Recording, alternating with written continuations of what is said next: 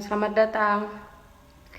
Masih nunggu ini teman saya Ratu ya, diskusinya malam ini.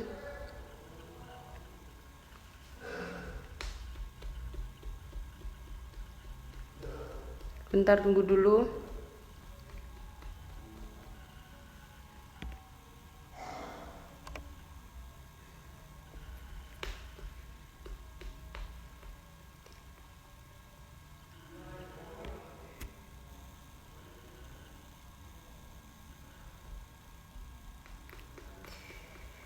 Malam ini diskusi mengenai konsep pencemaran nama baik dalam Kitab Undang-Undang Hukum Pidana dan Undang-Undang ITE.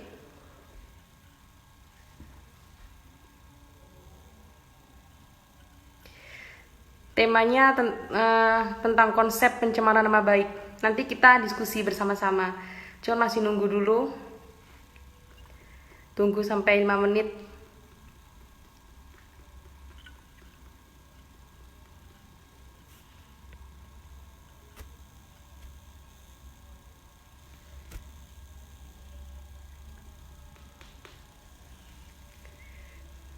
Teman-teman, sebelum dimulai, lebih baik buka dulu bab 16 KUHP mengenai penghinaan dan juga Undang-Undang ITE dibuka dulu. Nanti soalnya kita bahas pasal 310 sampai pasal 321 KUHP dan pasal 27 ITE, Undang-Undang ITE.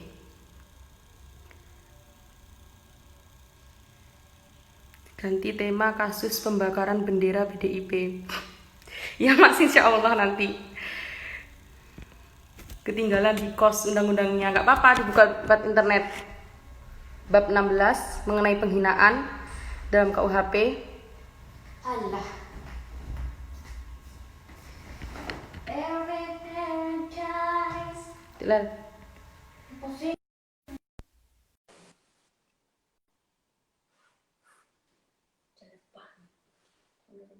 Iya, nggak apa-apa.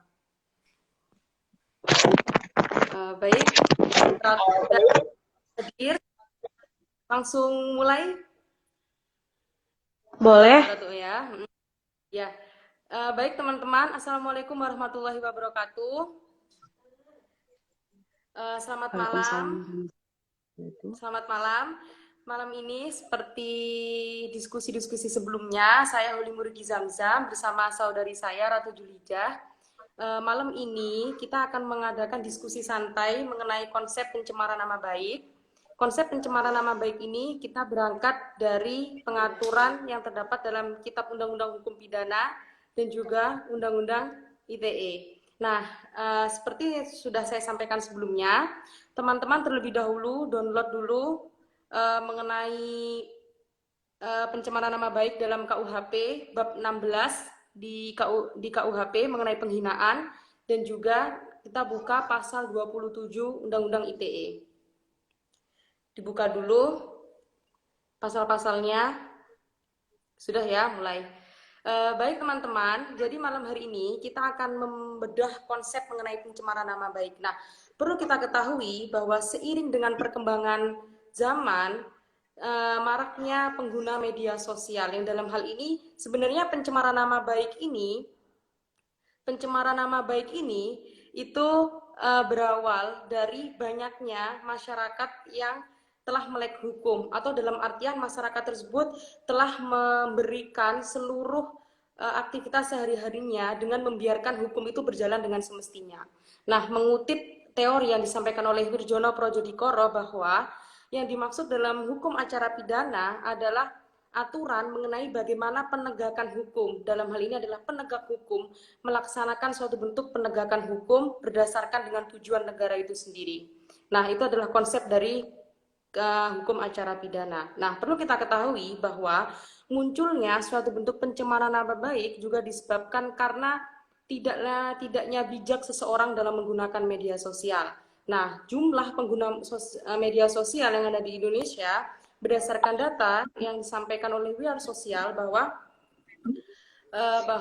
dari 264 juta orang di Indonesia telah menggunakan media sosial sebanyak 150 juta orang. Nah, 150 juta orang ini berarti dari 264, yakni 57%-nya adalah pengguna media sosial. Nah, pengguna media sosial ini rata-rata 60% adalah kaum milenial.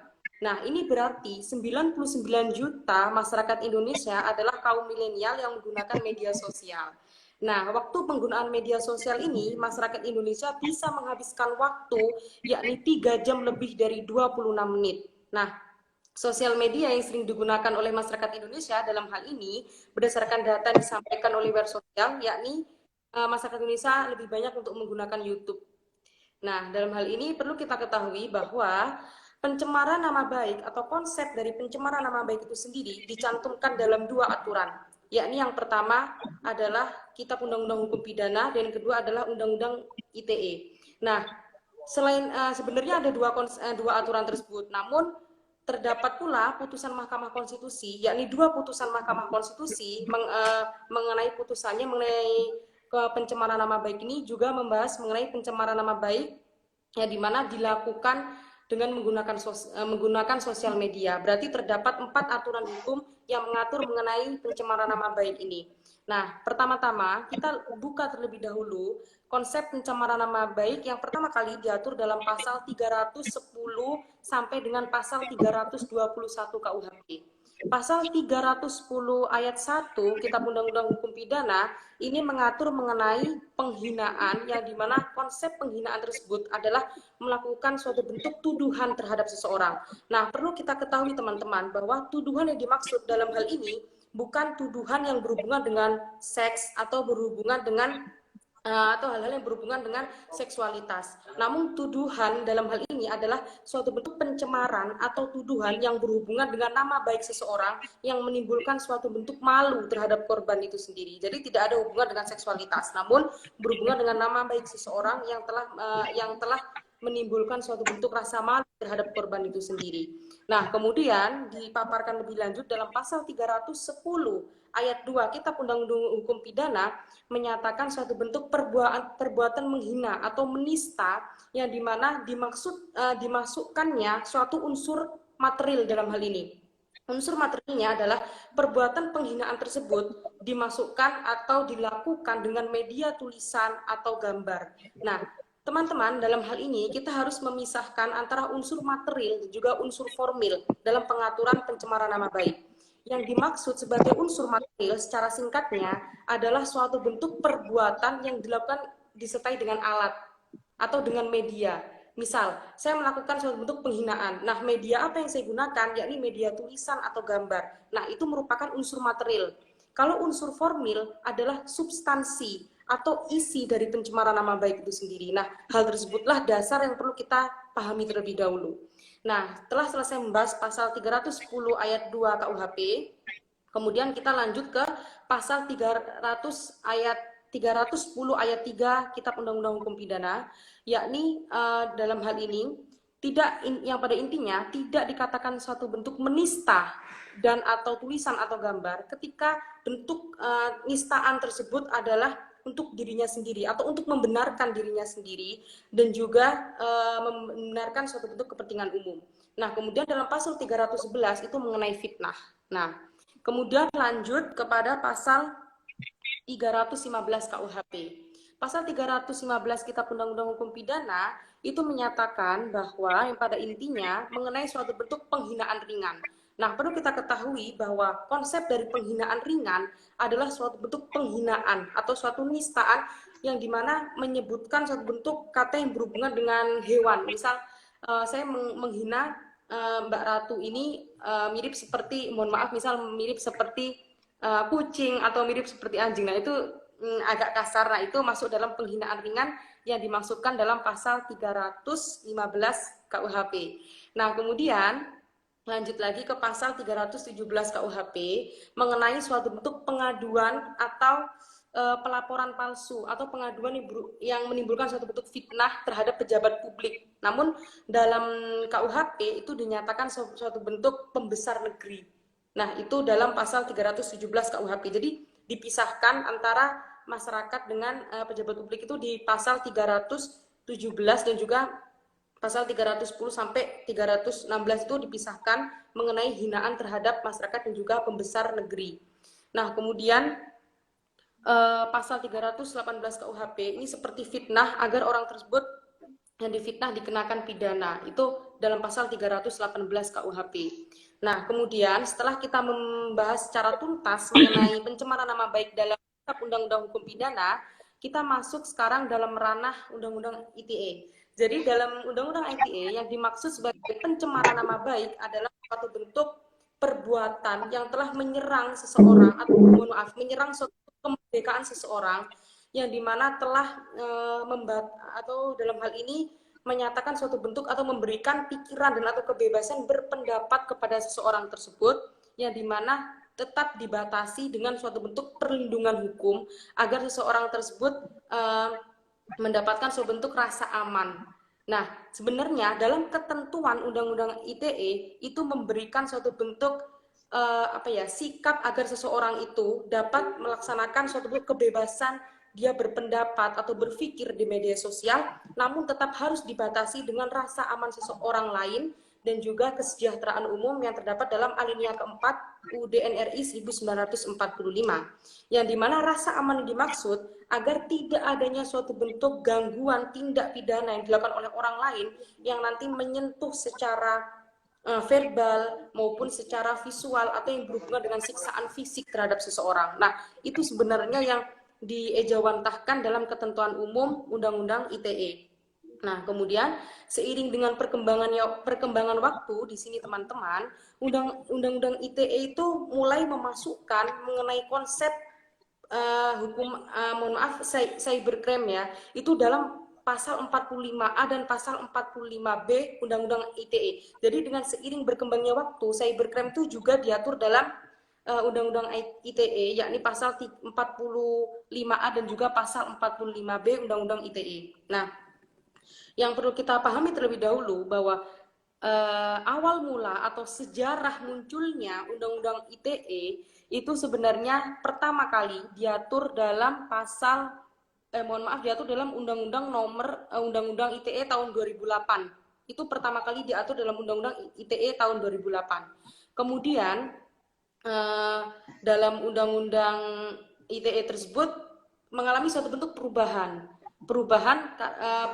karena salah satu dari perubahan tersebut juga mengacu pada dua putusan Mahkamah Konstitusi yang memutus mengenai pencemaran nama baik yang kemudian dirubahlah dalam Undang-Undang Nomor 19 Tahun 2016 tentang ITE. Nah, itu undang-undang yang terbaru mengenai ITE. Nah, yang dimana mengatur mengenai pencemaran nama baik dengan cara seseorang itu dapat mengakses pencemaran nama baik tersebut melalui dokumen elektronik.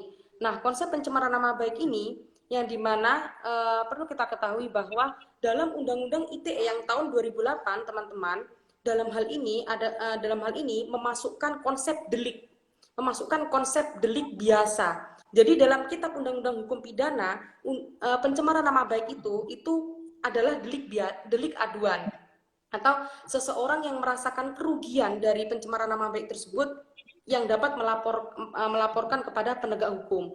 Namun dalam Undang-Undang ITE yang tahun 2008 itu dirubah konsep delik aduan menjadi delik biasa, atau siapapun yang dia tidak merasa jadi korban, dia dapat melakukan suatu bentuk pelaporan terhadap penegak hukum.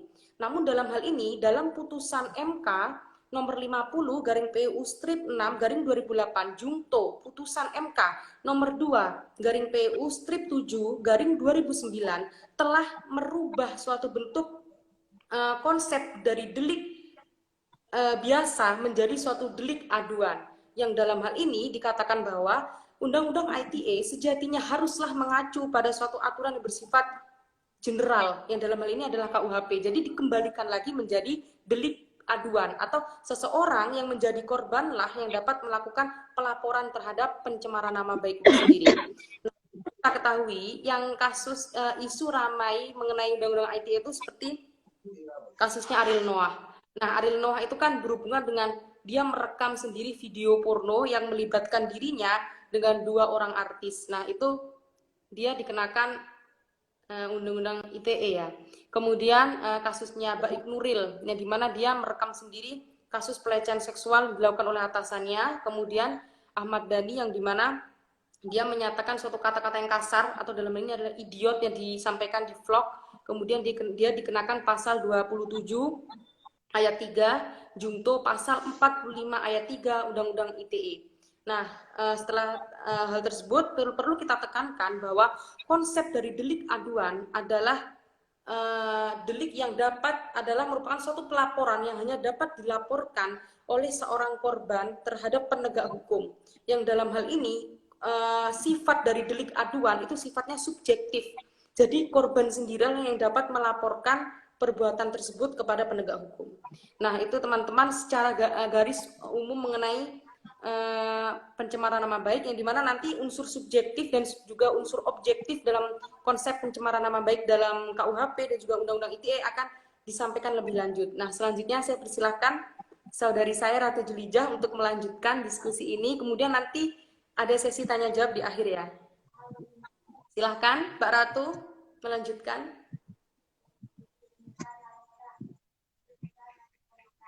Terima kasih Mbak Holly Muridi. Mohon maaf teman-teman semuanya, suara saya agak tidak maksimal gara-gara memang beberapa hari flu dan juga batuk pilek.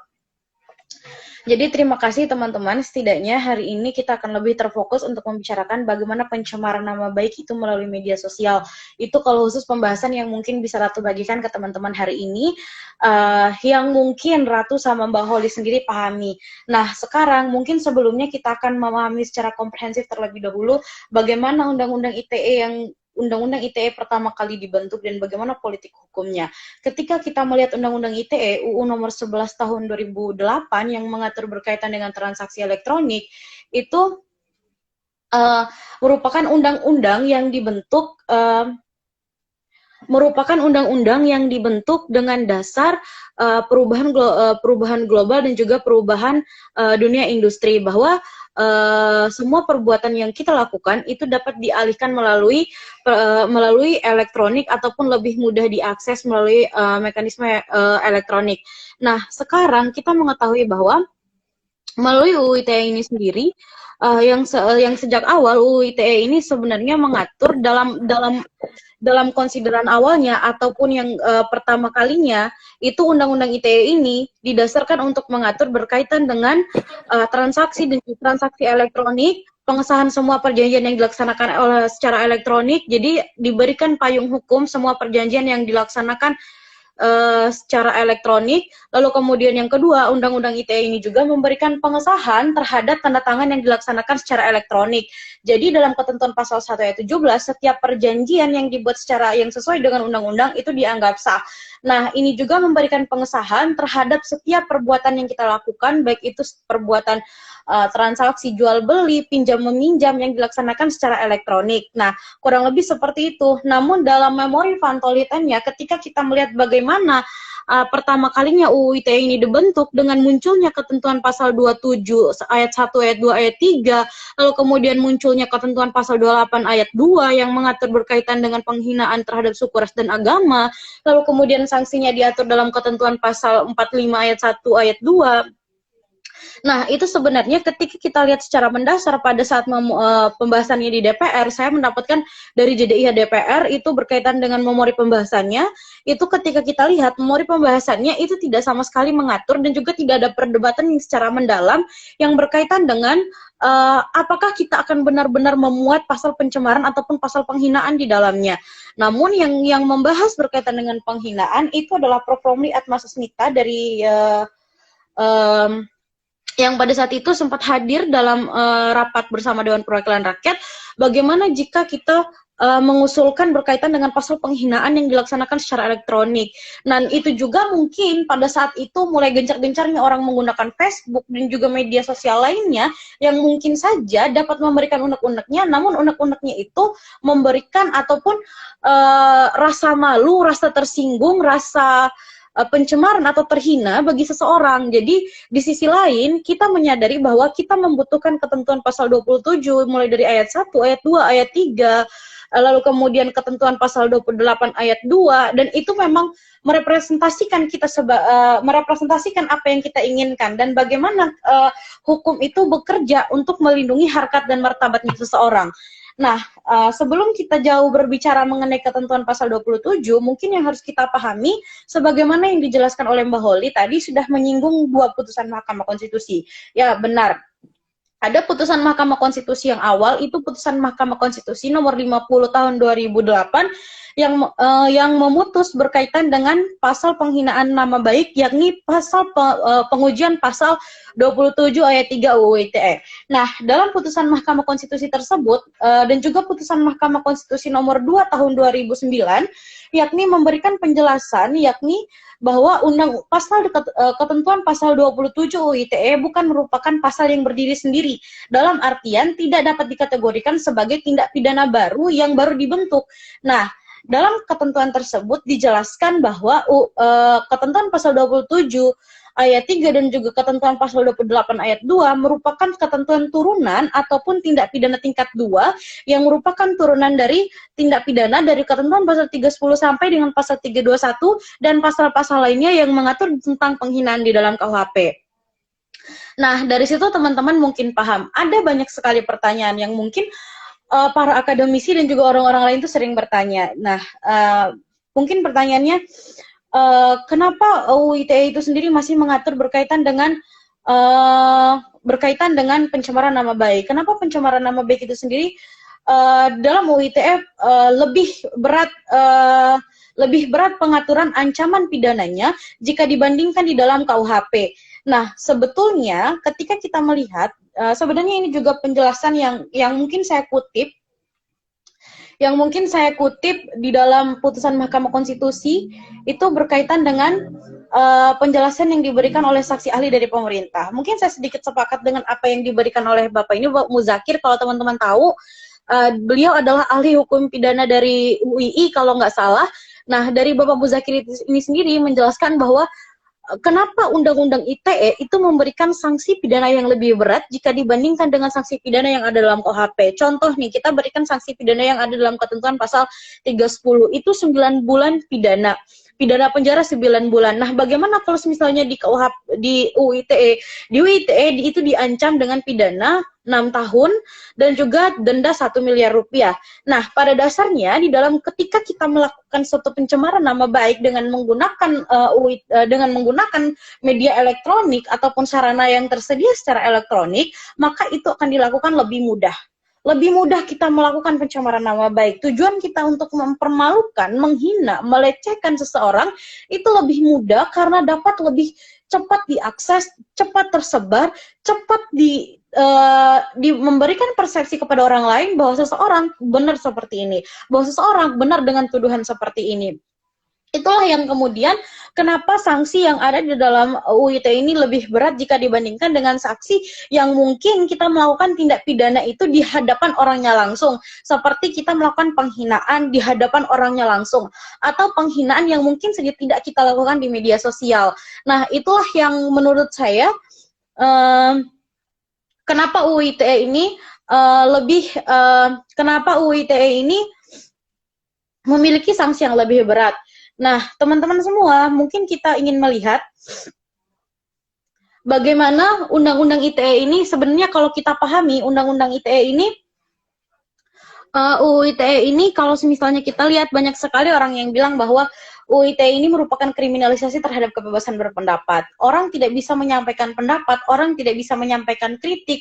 Dikit-dikit kita dituduh telah melakukan penghinaan terhadap pejabat, kita tidak bisa melakukan penghinaan, kita tidak bisa menyampaikan aspirasi kita sedikit pun tidak bisa menyampaikan, bahkan kita tidak bisa menyampaikan apa yang kita ingin unek-unek kita, pesan-pesan kita terhadap orang lain yang mungkin saja kita takut bersinggungan terhadap orang lain. Jadi teman-teman sebelumnya,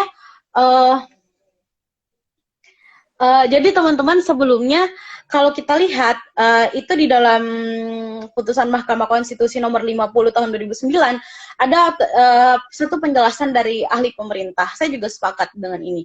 Mungkin ini sangat sering terjadi di kalangan kita ketika kita ingin memberikan kritik terhadap orang lain ataupun kritik terhadap pemerintah lah. Intinya kita mengkritik terhadap pemerintah. Jadi ada perbedaan secara mendasar kritik dan juga penghinaan. Mungkin ketika kita melihat unsur-unsur penghinaan tadi mungkin sudah jelas dijelaskan oleh Mbak Holly, penghinaan itu bentuknya seperti apa, menyerang nama baik dengan maksud yang telah diketahui agar diketahui oleh banyak orang. Nah, mungkin di sini kritik itu pada dasarnya diberikan oleh seseorang atas suatu jabatan publik. Nah, jabatan publik itu turunannya ke kebijakan yang dibentuk. Nah, sehingga kritik itu diberikan kepada kebijakan. Berbeda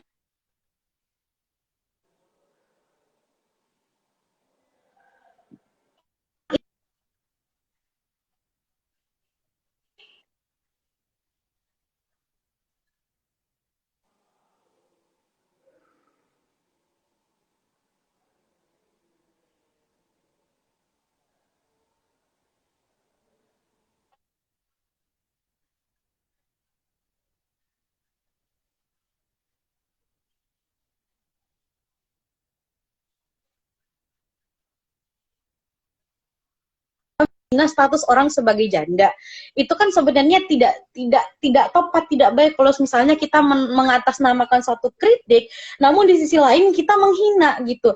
Jadi yang menurut saya tepat itu kita mengkritik kebijakan yang dihasilkan atau suatu jabatan atau suatu keputusan yang dikeluarkan oleh pejabat atau usaha negara, misal seperti itu. Nah, bagaimana kalau misalnya di dalam undang-undang ini? Nah, sejauh yang saya pahami undang-undang ini mungkin saya tidak menyatakan bahwa saya sepakat ataupun saya menolak, tapi saya memberikan pemahaman sebagaimana saya memahami undang-undang ini melalui beberapa legal opini yang telah saya buat tentang undang-undang ini. Nah, kalau menurut saya undang-undang ini sebenarnya sudah memberikan pemaknaan yang jelas bagaimana batasan-batasan kita untuk tidak melakukan suatu perbuatan yang mungkin saja dapat memberikan rasa malu, rasa pencemaran ataupun menghina, serta rasa jatuhnya martabat seseorang. Sehingga di sini kita dapat melihat bahwa bagaimana hukum pidana itu melindungi harkat dan martabat seseorang, sebagaimana fungsi hukum pidana itu pada umumnya yang kita pahami melindungi nyawa, melindungi tubuh, melindungi harta kekayaan, dan melindungi hak kemerdekaan seseorang, dan melindungi harkat dan martabat seseorang itu sendiri. Nah, kurang lebih seperti itu Mbak Holly. Kalau misalnya nanti ada yang bertanya, bisa kita lanjutkan. Atau bisa nanti kita dalam sesi tanya jawab. Iya. Begitu teman-teman diskusi yang mohon maaf ini materi yang disampaikan saya dan Ratu Julhijjah. Selanjutnya adalah sesi tanya jawab. Jadi tidak apa-apa pertanyaan, semua insya Allah akan kami jawab. Silahkan teman-teman. Sebelumnya terima kasih Mbak Ratu. Siap. Masih nunggu pertanyaan.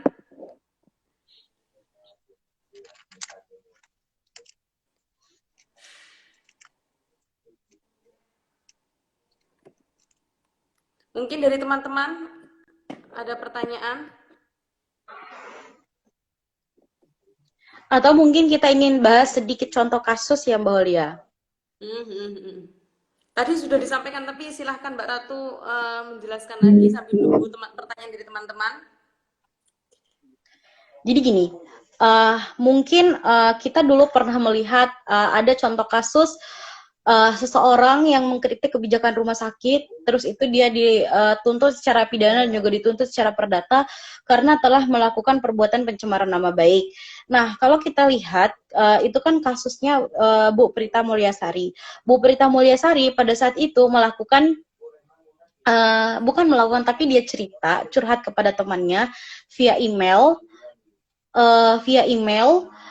untuk menceritakan apakah seseorang via email untuk menceritakan berkaitan dengan pengalaman dia dirawat di rumah sakit tersebut.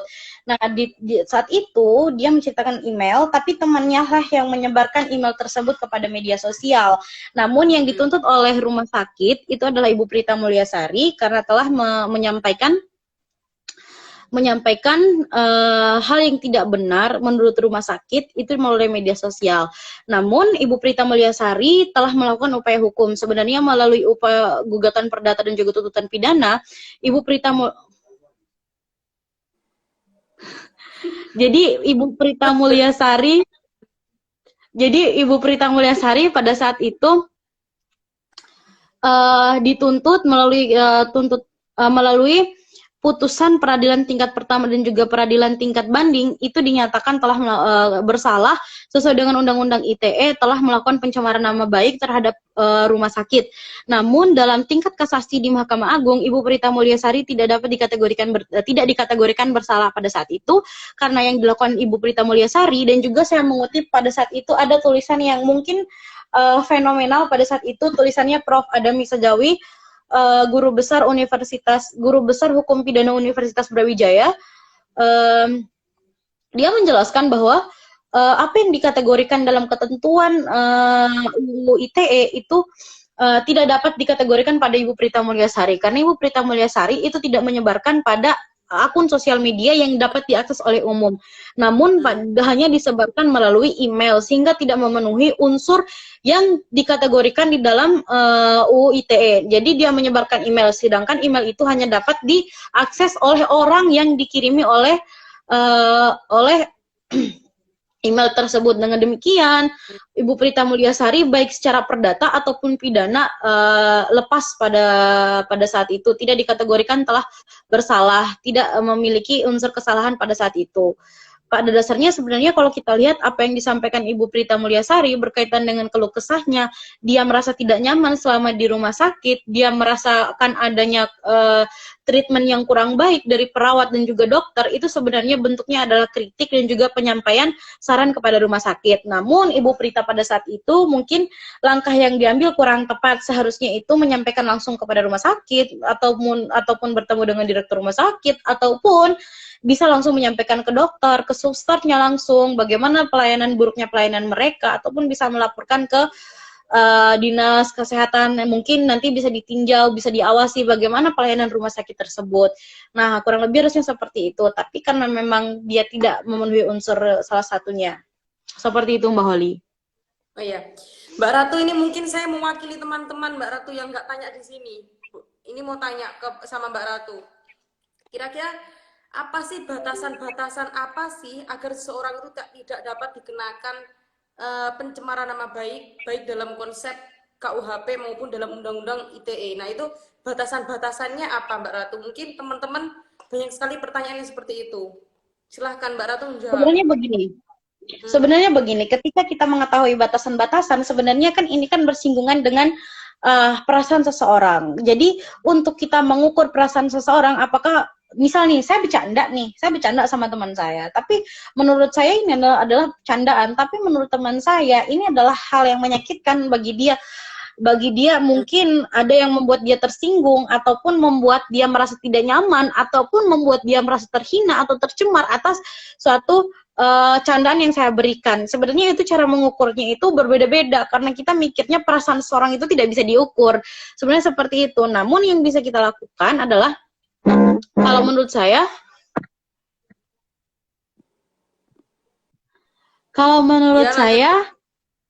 itu kalau misalnya kita contoh di media sosial, kita menggunakan media sosial itu secara positif.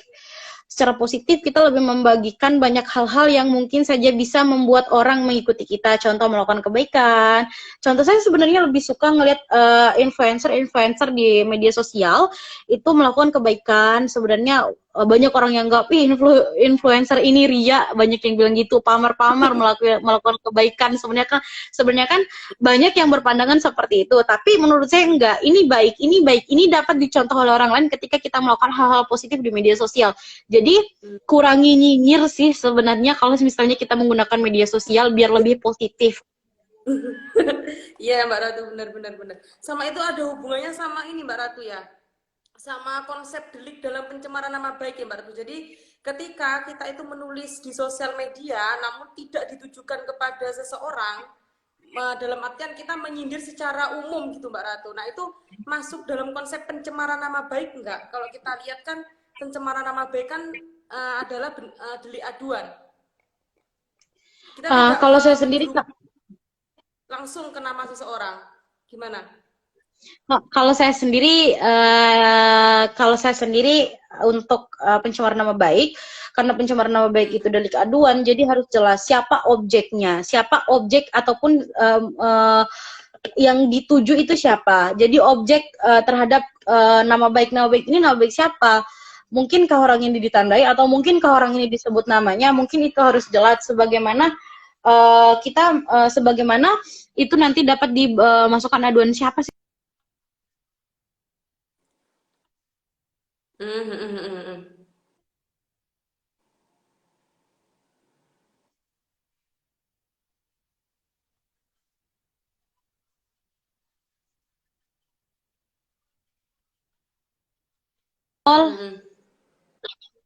Ya, gini Mbak Ratu, karena ini teman-teman masih belum ada yang bertanya, kita berdua tanya jawab aja Mbak Ratu. Kita tanya jawab Iya, aja boleh, Mbak. boleh. Mm-mm.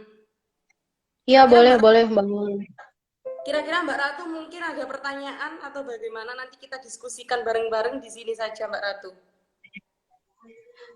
Oh Sekalian iya, itu silaturahmi. ada pertanyaan. Ini nih, contoh nih yang bertanya nih. Bener nggak gurame kalau kalau sendiri jadi nggak rame? Sampai di DM nih saya kalau nggak dijawab. Gimana kalau menurut Mbak Holly? Oh, kalau itu, aduh, masalahnya saya ini bukan sama Mbak Ratu. Mana bisa jawab kalau itu? Gurame, kalau Ini nggak rame jadi kesepian. mungkin ada Mbak Ratu. Ya Mbak Ratu, ini saya ada pertanyaan, mungkin ini nggak ada jawabannya ya pertanyaan ini Mbak Ratu. Kalau menurut pandangan Mbak Ratu gimana ini? Sebenarnya ada nggak bisa nggak dikatakan bahwa bisa nggak Undang-Undang ITE ini dikatakan sebagai wadah dalam berpolitik? Kalau pandangan Mbak Ratu gimana? Jadi Undang-Undang ITE itu sebagai Aduh, politik. jembatan untuk berpolitik. Ya mungkin kan teman-teman ada yang mau tanya tapi nggak mau tanya Mbak Ratu, makanya saya wakili. Kalau sebenarnya kita bahas politik tuh riskan sekali karena memang kalau politik itu seni sebenarnya. Sejauh mana orang itu dapat menjalankan cara dia berpolitik. Nah, kalau misalnya sebenarnya banyak sih contoh. Mungkin sebelumnya saya dan Mbak Oli kita sama-sama magang di tempat yang sama.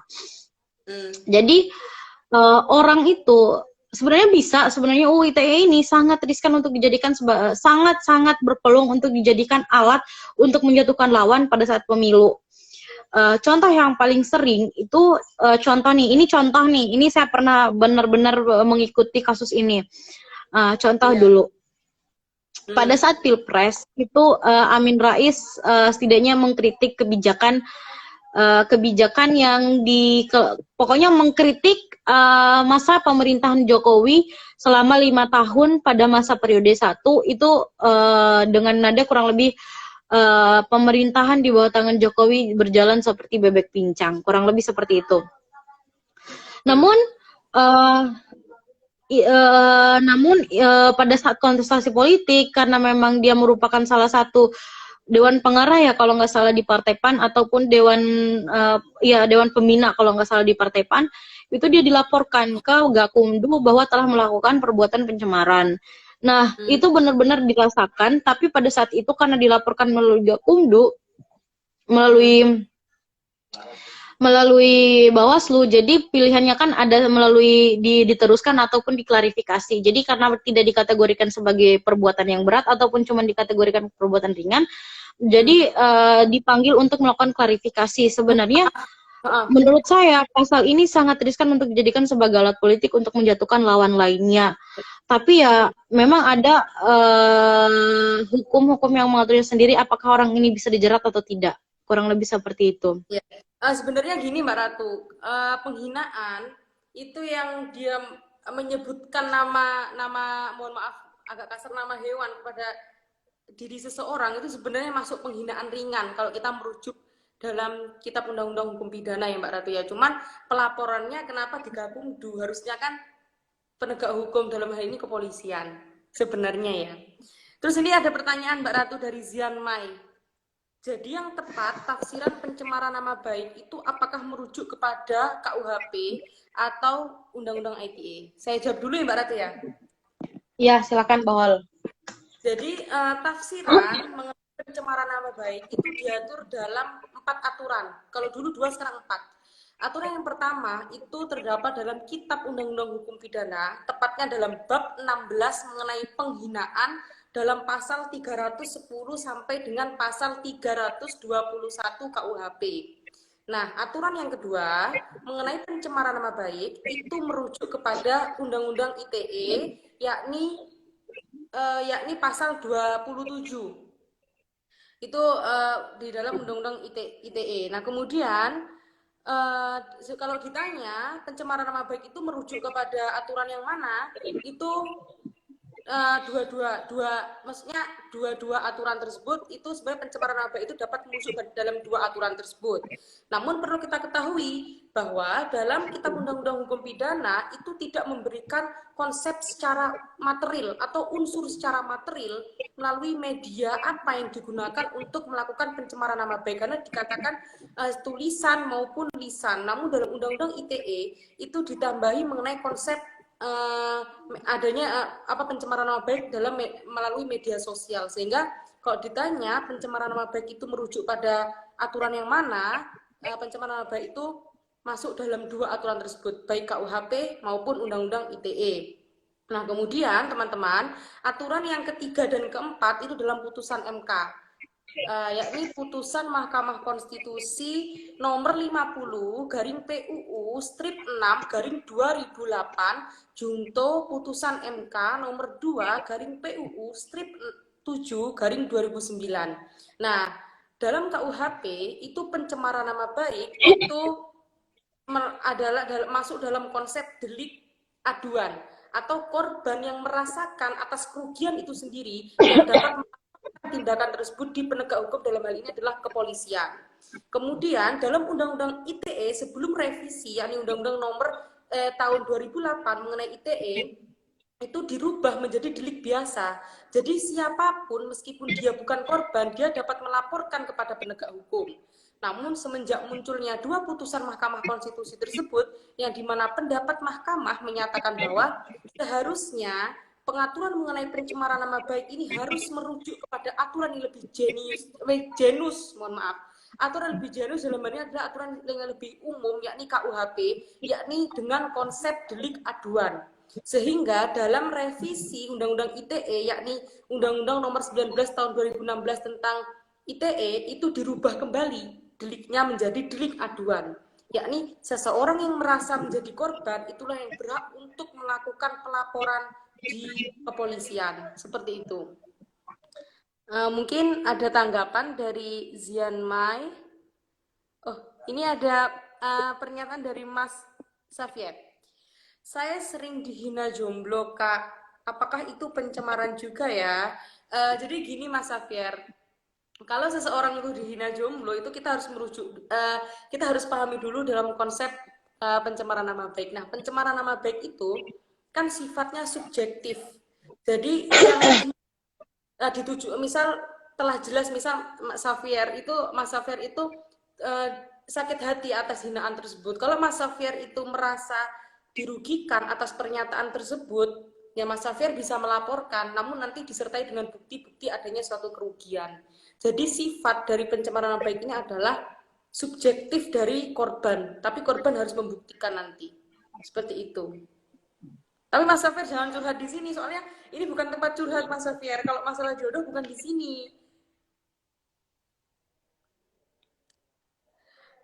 Ini pertanyaan ku kirim WA, enggak, pertanyaan semua dikirim di Instagram. Mbak Holly kok enggak kelihatan? Emang enggak kelihatan tuh? Enggak. Enggak kelihatan? Enggak. Mungkin dari teman-teman Aku mau kasih tanggapan dong. Aku mau kasih tanggapan dong yang tadi. Iya, boleh, boleh, boleh. Ini kita berdua tanya jawab di sini, nggak apa-apa, Mbak Ratu? Yang tadi lomba hal yang pernyataan sebenarnya tafsiran yang mana yang benar antara apakah kita akan mengikuti tafsiran yang ada dalam ketentuan pasal 27 ayat 3 ataupun mengikuti ketentuan contoh nih paling simpel adalah ketentuan pasal 310. Nah, coba kita lihat ketentuan pasal 310 nih, ketentuan pasal 310 ayat 1. Barang siapa sengaja menyerang kehormatan Pasal 310. Bentar, kita buka ayat 1. Teman-teman buka dulu ya. Pasal 310 ayat 1. Kita lihat dulu ketentuan unsur-unsurnya. Unsur objektif. Sebentar, saya bacakan dulu ya. Saya bacakan dulu. Ya. Barang siapa sengaja menyerang kehormatan atau nama baik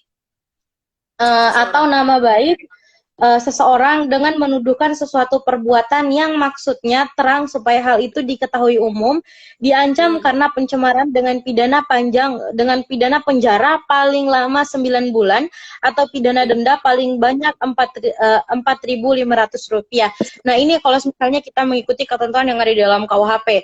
Nah, dengan unsur subjektif dan unsur objektif yang telah ada di dalamnya, contoh seperti perbuatan menyerang, contoh unsur objektif, perbuatan menyerang kehormatan orang atau nama baik. Unsur subjektifnya secara sengaja dengan maksud secara terang-terangan untuk menjatuhkan harkat dan martabat seseorang. Nah, penjelasan apakah, coba kita lihat, penjelasan yang seperti apakah yang dimaknakan di dalam ketentuan pasal 27 ayat 3 UU ITE? Nah, kalau menurut saya, coba kita lihat contoh-contoh ini. Kita buka kembali ketentuan pasal 27 ayat 3 UU ITE. Setiap orang dengan sengaja dan tanpa hak mendistribusikan atau mentransmisikan atau membuat dapat diaksesnya informasi elektronik atau dokumen yang memiliki muatan penghinaan atau pencemaran nama baik. Namun sanksinya diatur dalam ketentuan pasal 45 ayat 1 yakni penjara 6 tahun dan atau denda sebanyak 1 miliar rupiah. Nah, coba kita lihat, yang ada dalam ketentuan pasal 27 ayat 3 itu muatan penghinaan. Jadi ketika kita melihat penghinaan, maka akan secara keseluruhan mengatur hal-hal yang ada ataupun hal yang terkait di dalam KUHP yang berkaitan dengan penghinaan.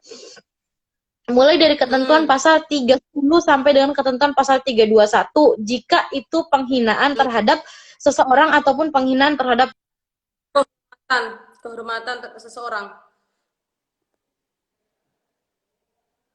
Kehormatan seseorang.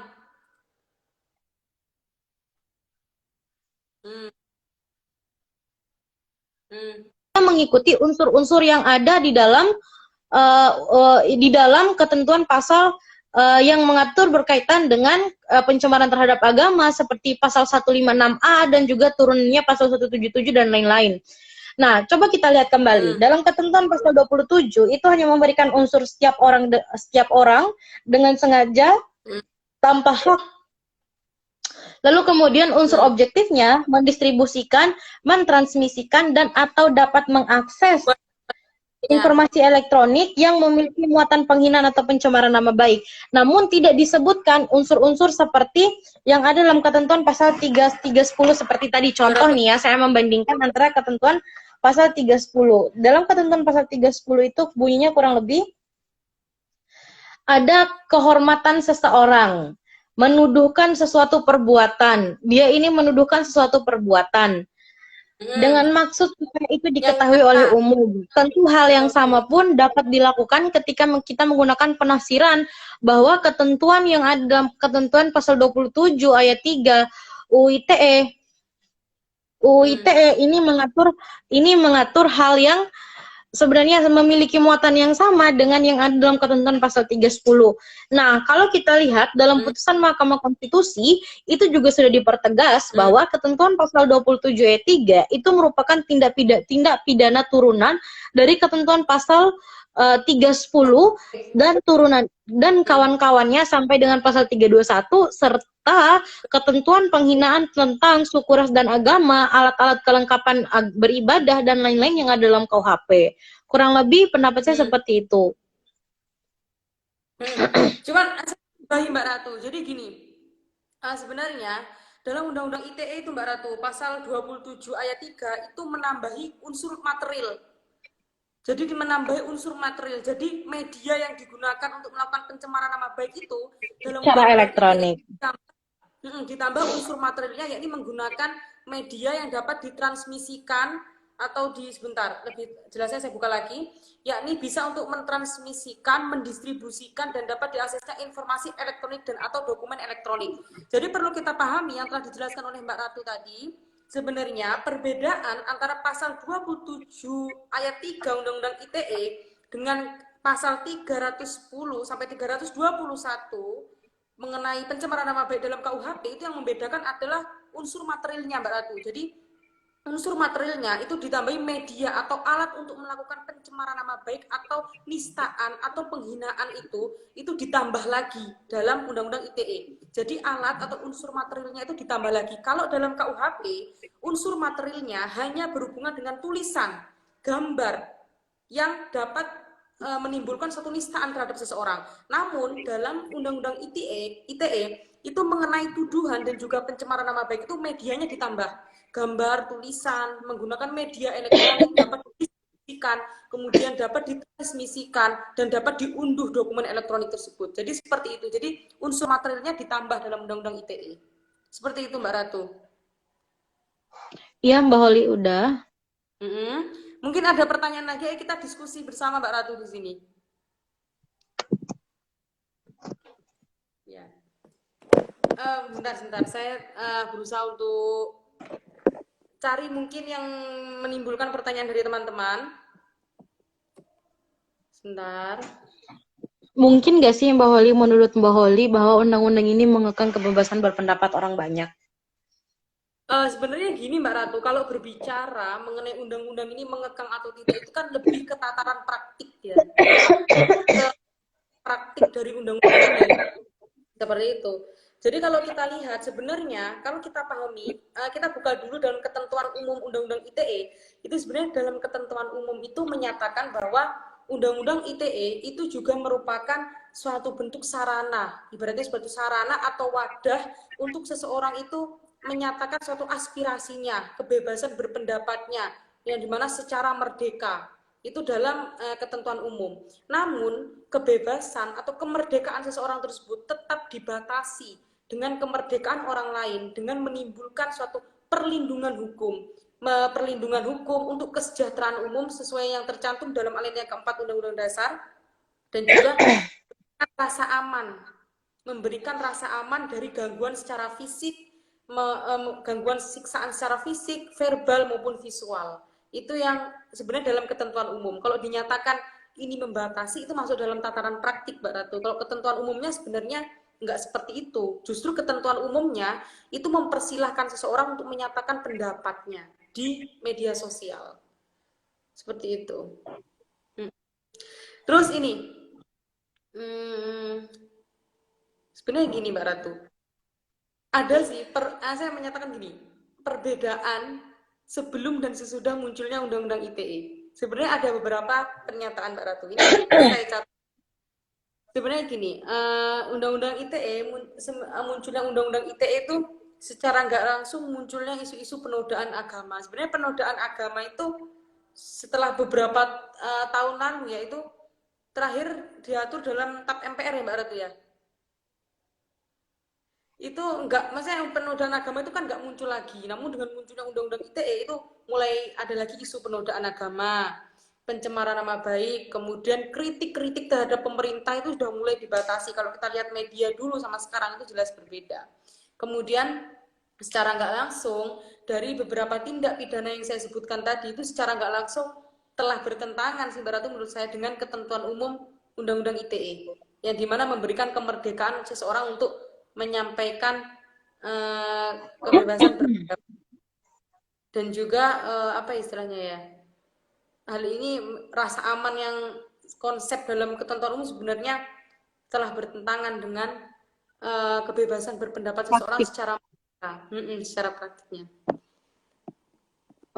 Jadi gini, saya ingin berikan tanggapan. Sebenarnya gini, kalau kita lihat sebenarnya tentang pasal penodaan agama atau pencemaran agama atau pelecehan terhadap agama, seperti yang mungkin kita ketahui Ahok ataupun yang kemarin itu sempat si siapa tuh yang Ade Armando mungkin yang telah dilaporkan tapi belum tahu proses hukumnya seperti apa.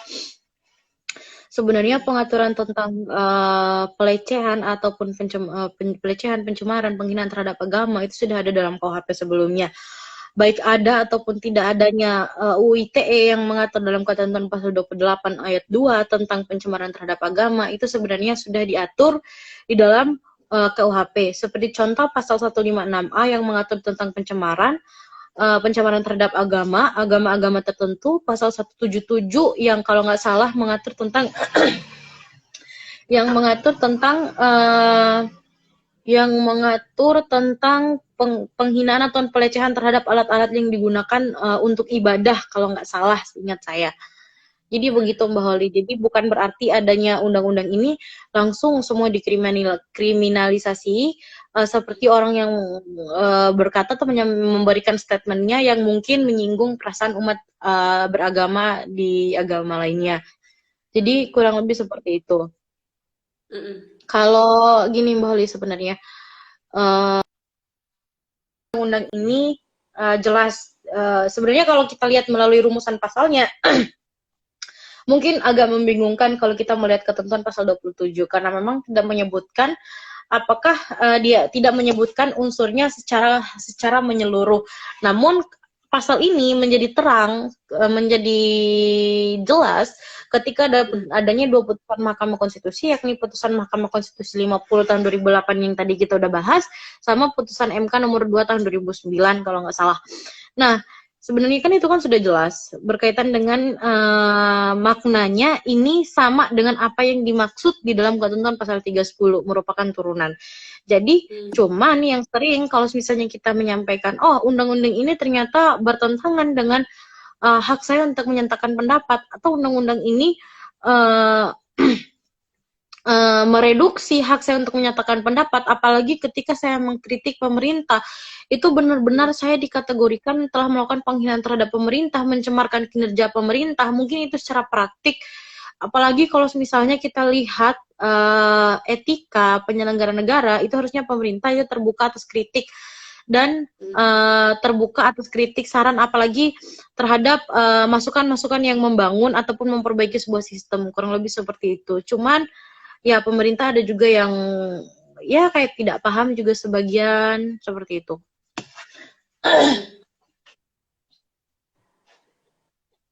Mungkin ada pertanyaan dari teman-teman.